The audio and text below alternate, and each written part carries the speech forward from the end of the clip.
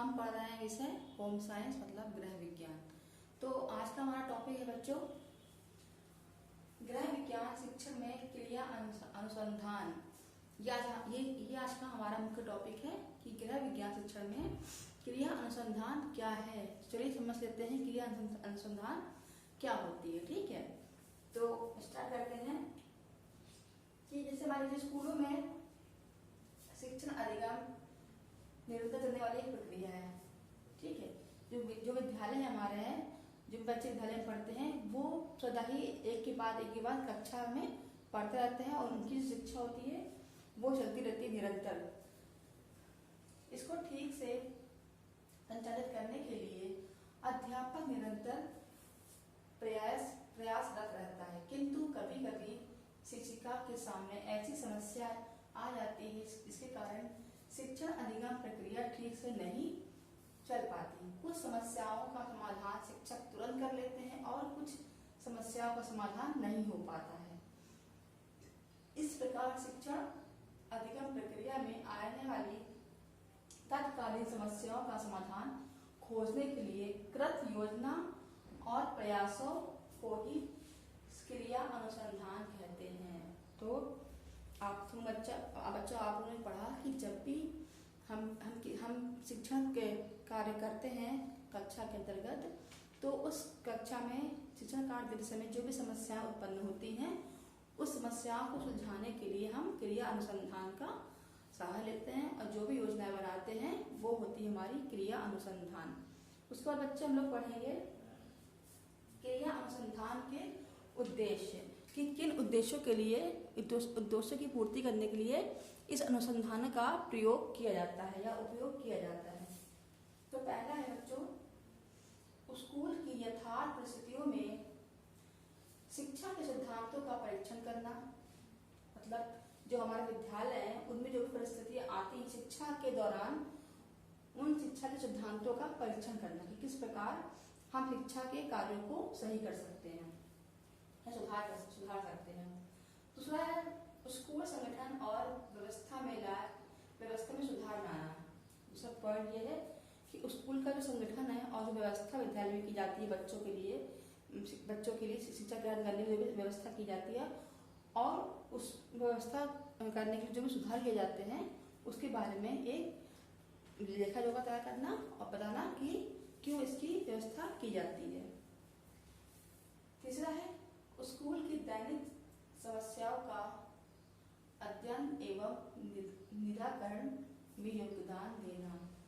School में जो दैनिक शिक्षण कार्य होता है उस दौरान जो भी समस्याएं उत्पन्न होती हैं प्रतिदिन उसका अध्ययन करना कि कौन सी समस्या किस वजह से उत्पन्न हुई है और इसका क्या हल होना चाहिए, तो उसके बारे में पता लगाना, उसका अध्ययन करना, उसके बाद उस समस्या का हल ढूंढना मतलब निराकरण ढूंढना जो होता है उसमें योगदान देना। यही है क्रिया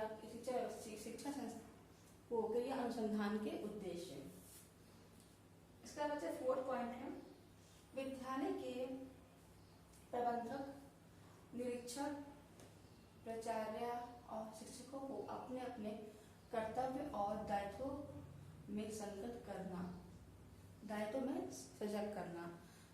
क्रिया अनुसंधान का उद्देश्य ये भी है बच्चों की जो भी विद्यालय के प्रबंधक हैं, जो भी चला रहे विद्यालय, जिनका विद्यालय है, निरीक्षण जो निरीक्षण करते हैं, प्रधानाचार्य, शिक्षक जो भी जितने भी शिक्षक गण हैं उन्हें अपने अपने कर्तव्यों और दायित्वों को समझाना, उसके प्रति सजग रहना, ये भी एक उद्देश्य है क्रिया अनुसंधान का। ठीक है, तो बच्चों ये 4 पॉइंट हैं जो उद्देश्य के रूप में हमने आज पढ़े हैं। इसके बाद बच्चों लोग पढ़ेंगे शिक्षक प्रक्रिया अनुसंधान की पद। मतलब जब भी कोई भी समस्या उत्पन्न होती है विद्यालय के अंतर्गत या कक्षा के अंतर्गत किसी बच्चे के रोग लेकर के या क्रिया अनुसंधान में शिक्षण कार्य में, तो क्रिया अनुसंधान द्वारा किस किस पद का प्रयोग करके या किस किस पद को लेकर हम उस अनुसंधान के बारे में विचार करते हैं, उस पर कार्य करते हैं, उसमें सुधार करते हैं, वे सारे पदों को हम जाने। पदों का नाम इस प्रकार लिखा हुआ है। बच्चे बच्चों ये पद है, पहला है योजना का शीर्षक, ठीक है, जो भी समस्या है उसका शीर्षक नाम लिखेंगे हम। फिर दूसरा अनुसंधानकर्ता, जो भी अनुसंधानकर्ता जिसने ये जो जिसकी समस्या खोजी है उसका नाम लिखेंगे। तीसरा है योजना का पृष्ठी, योजना की पृष्ठभूमि, विद्यालय के लिए योजना का महत्व, प्रशासित क्रिया अनुसंधान के उद्देश्य। छठा है समस्या का क्षेत्र, सातवां है समस्या के कारणों का विश्लेषण, आठवां है क्रिया अनुसंधान परिकल्पना का निर्माण, नवा है क्रिया अनुसंधान परिकल्पना की सार्थकता सिद्ध करना, 10वां है मूल्यांकन और 11वां है क्रिया अनुसंधान कर्ता की टिप्पणी। बच्चों ये 11 पॉइंट है, मतलब 11 पद हैं जिनके प्रयोग से हम क्रिया अनुसंधान का कार्य सहजता पूर्वक कर सकते हैं और उस कार्य को सही समय पर पूरा करके उसकी समस्या का समाधान हम कर सकते हैं।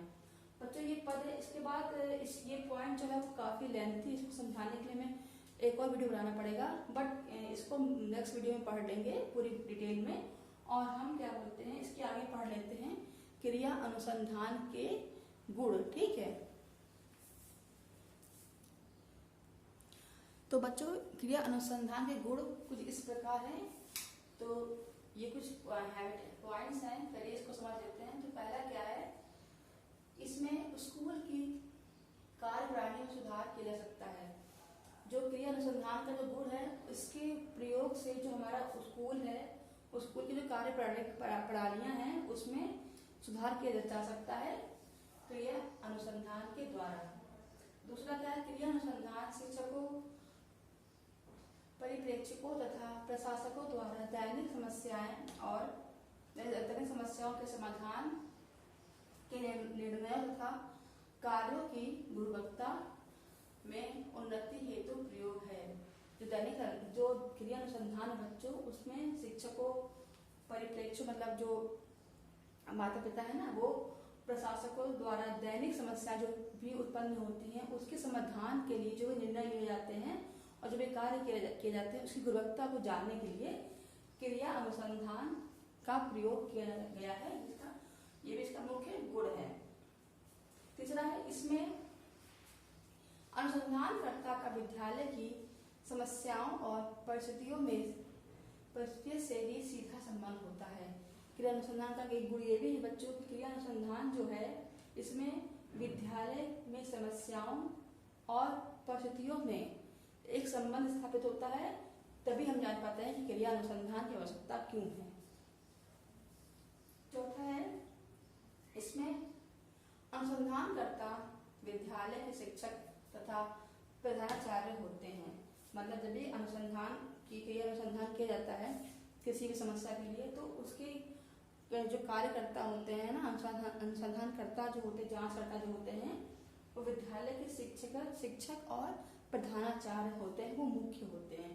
तो बच्चों ये हमारे 4 प्रकार के गुण हैं क्रिया अनुसंधान के अंतर्गत जो पाए जाते हैं।